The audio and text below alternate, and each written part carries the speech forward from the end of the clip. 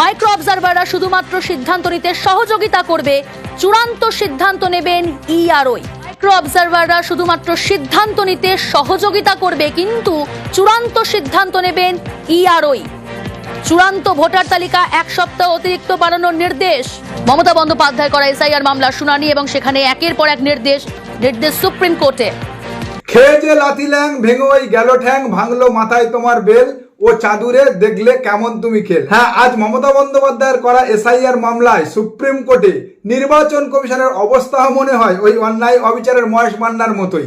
খসড়া তালিকায় মাত্র 58 লক্ষ নাম বাদ পড়ায় জ্ঞানী জ্ঞানেশ কুমার মহারাজের উপরে ব্যাপক চটেছিল তার প্রভু ও ভিত্তগণ, যে কারণে তিনি লজিক্যাল ডিসক্রিপেন্সির নামে 1,36,000 নাম বাদ দিয়ে তাদের তথ্য যাচাই করার জন্য ভিন রাজ্য থেকে অবাঙালি মাইক্রো অবজারভার এনেছিল এই বাংলাতে। এবং তারা এসে এই বাংলাতে চ্যাটার্জি কেন চট্টোপাধ্যায় হবে, মায়ের সঙ্গে ছেলের বয়সের পার্থক্য কেন এত কম হবে, এক বাবার 6 সন্তান কোথা থেকে এলো, এমন মাতব্বরি দেখিয়েছে এতদিন ধরে।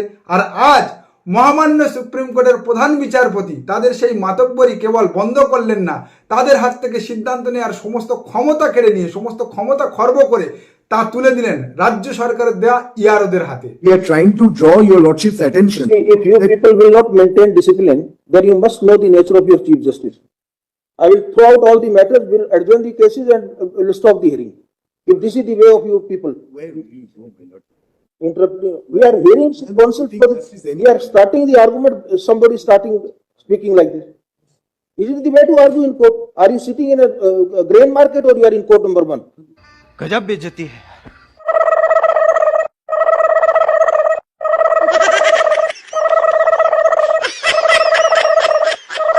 আর কেবল সিদ্ধান্ত খর্ব নয়, ভিন রাজ্য থেকে অবাঙালি মাইক্রো অবজারভার নিয়োগের প্রয়োজন কেন পড়েছিল এই প্রশ্ন প্রধান বিচারপতি করাতে পিছন পাকামো মেরে নির্বাচন কমিশনের আইনজীবী রাজ্য সরকার এসআইআর এর শুরুতে কোন রকম কমিশনের সঙ্গে সহযোগিতা করেনি বলাতেই কমিশনের আইনজীবীকে প্রধান বিচারপতি একেবারে ধোপা কাচা করে ছেড়ে দিলেন। জানালেন ভিত্তিহীন কথাবার্তা বলবেন না।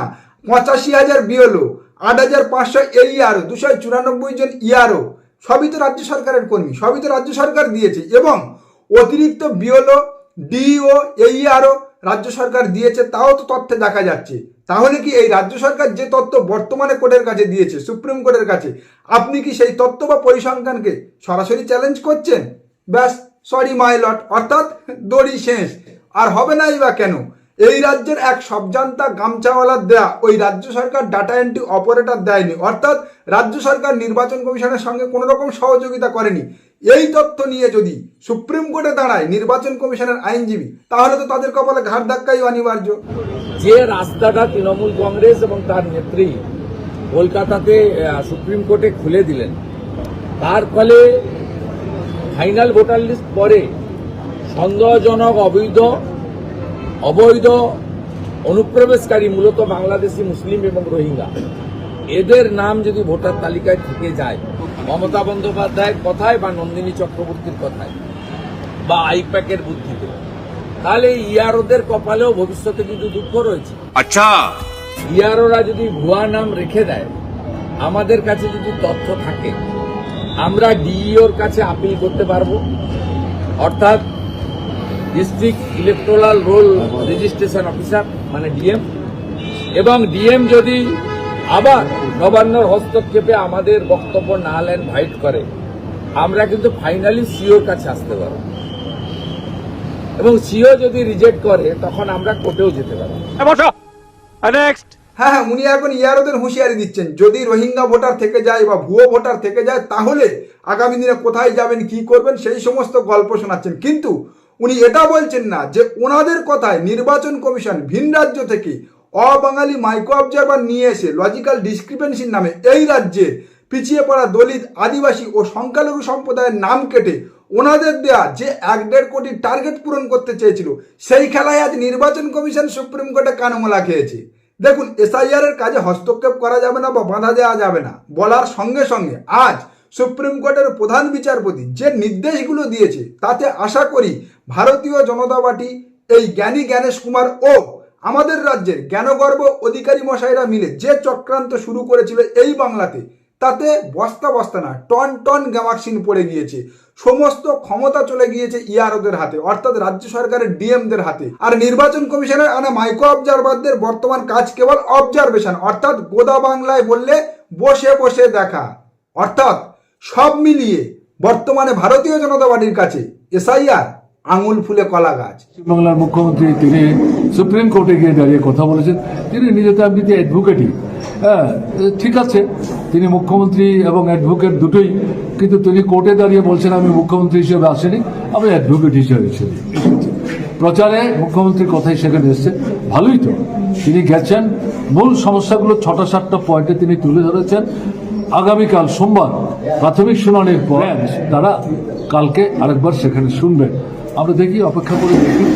যদিও শ্রীমতী ব্যানার্জি দেরি করে ফেলেছেন, আরও আগে তার যাওয়া উচিত ছিল, কিন্তু দেরি হলেও প্রতিবাদটা যেটা করার চেষ্টা করেছেন, কোর্টে যেভাবে গেছেন, সেটাকে আমি খাটো করে দেখতে চাইছি না, বলবো এটা কার্যকরী উদ্যোগ নিয়েছেন। তিনি ত্রিপুরার প্রাক্তন মুখ্যমন্ত্রী সিপিআইএম নেতা মানিক সরকার, যিনি মমতা বন্দ্যোপাধ্যায়ের এসআইআর মামলা এবং সুপ্রিম কোর্টে যাওয়াকে কুন্নিশ জানিয়েছেন। আর কেবলমাত্র মানিক সরকার নয়, দক্ষিণের অভিনেতা cum politician Kamalnath, Akhilesh Yadav, MK. Stalin, এমনকি কেরলের বাম সরকারের মুখ্যমন্ত্রী পিনারাই বিজয়নও মমতা বন্দ্যোপাধ্যায়ের সুপ্রিম কোর্টে যাওয়া ও এসআইআর মামলাকে কুন্নি জানিয়েছেন। কিন্তু অ্যালার্জি কেবল এই রাজ্যের বাম ও এই বিকাশ উকিলদের মতো মাতব্বরদের। আর সেই জায়গা থেকে প্রশ্ন উঠছে, কেবলমাত্র মমতা বিরোধিতা করতে গিয়ে বামেরা আসলে এই রাজ্যে কাদের হাত শক্ত করতে চাইছে?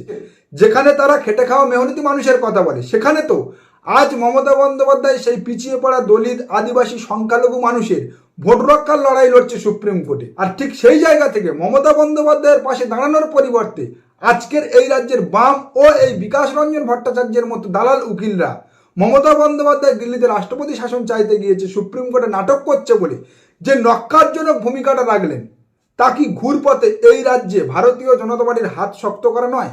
তাহলে এরা কি চাইছে? কেবলমাত্র মমতা বন্দ্যোপাধ্যায়কে সরানোর জন্য বিজেপির হাত শক্ত করে এই রাজ্যে আরো একটা হেমন্ত বিশ্ব শর্মার আমদানি করতে?